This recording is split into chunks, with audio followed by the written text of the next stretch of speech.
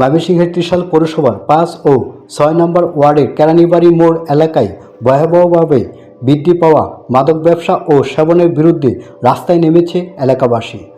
চলো যাই যুদ্ধে, মাদকের বিরুদ্ধে স্লোগানকে সামনে রেখে ১৭ জন মঙ্গলবার সকাল ১১টায় এলাকাবাসীর উদ্যোগে কেরানীবাড়ি মোড়ে এক মানববন্ধন ও বিক্ষোভ কর্মসূচি পালিত হয়।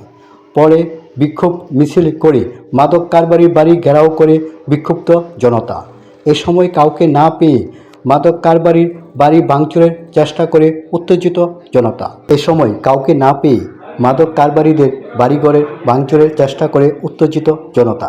পরে স্থানীয় পুলিশ প্রশাসনের হস্তক্ষেপে পরিস্থিতি নিয়ন্ত্রণে আসে। মাদক সেবকরা এখানে আকড়া জমাইছে এবং কি এখানে মাদকের গুডাউন প্লাস কি ডিলারশিপ আর কি বলে যত ধরনের মাদক আছে এখানে বিক্রি হচ্ছে।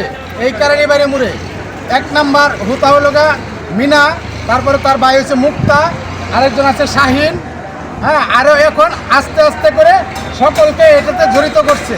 আজকে এই মাদকের ভয়াবহতা থেকে শুরু করে এই মাদকের টাকা সংগ্রহ করার জন্য এলাকার আশেপাশে যত চুরি ছিনতাই, হ্যাঁ, ঘর থেকে গরু চুরি, এই ঈদের আগেও 3টা গরু নিয়ে গেছে আমার এলাকার কাছ থেকে, মানে একবারে দরিদ্র একটা লোকের কাছ থেকে বালি থেকে 3টা গরু চুরি হয়ে গেছে।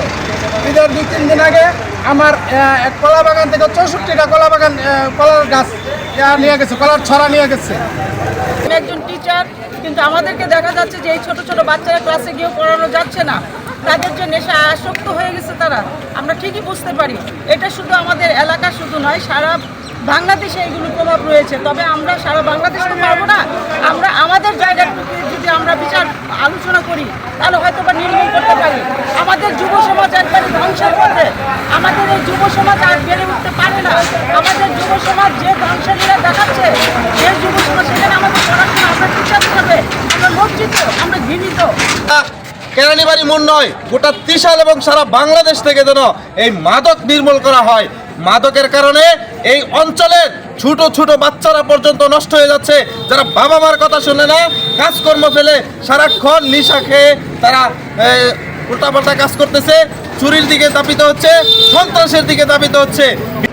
আজকে মাদকের নেশায় যারা আকৃষ্ট হয়েছে সেই পরিবার কিন্তু ধ্বংস হয়েছে।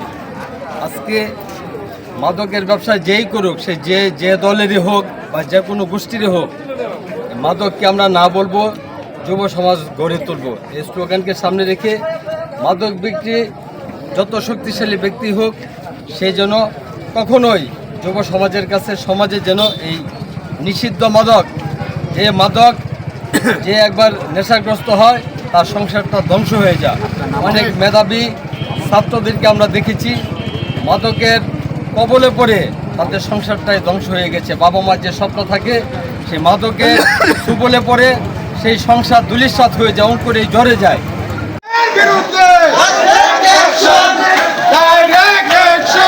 মাদক সেবীর রাস্তা না, মাদক কারবারির রাস্তা না, অ্যাকশন অ্যাকশন অ্যাকশন।